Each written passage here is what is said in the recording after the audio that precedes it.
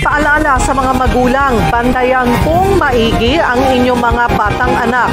Sa Pampanga, patay na ng matagpuan ng 2 paslit sa loob ng isang sasakyan kung saan sila hinihinalang naglaro. Yan at iba pa sa pagbabalita ni Gary De Leon. Kasintabi po na matay ng dilat at puro sugat ang isang foreman sa Iloilo. Ang pumaslang pagnanakaw daw ang motibo. Para bigyan ng mukha ang balita, Mobile Journal, Kayla Makantan. Iwas polusyon sa mga hayop. Yan daw ang pangunahing dahilan kung bakit isinusulong ni Senator Francis Tolentino na malipat sa Masungi Geo Reserve sa Baras Rizal ang mabilis nang makakahingi ng tulong ang mga taga Valenzuela kung makaranas sila ng emergency. Yan ay sa tulong ng isang bagong app. Para bigyan ng mukha ang balita, Mobile Journal, Ivan Tarinque. Nagsagawa naman ng lecture ang National Library at ilang ahensya ng gobyerno tungkol sa kwento sa likod ng West Philippine Sea.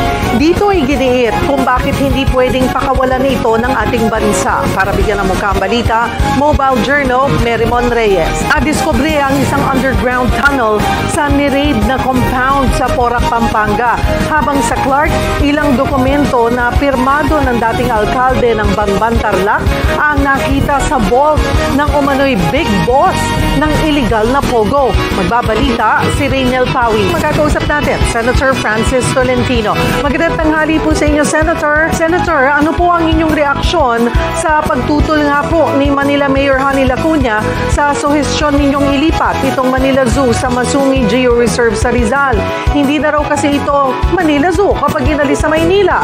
Pero isa pa po ang punto ni Mayor Lacuna ay gusto niyang maging accessible sa mga Manilenyo yung Manila Zoo. Sobrang layo raw po itong Masungi kung ililipat doon ng Manila Zoo. Ano po ang sagot? Bukod po sa Masungi Geo Reserve, may nakikita pa po ba kayo, Senator, na ibang posible o pwedeng lokasyon kung saan pwedeng ilipat po ang Manila Zoo?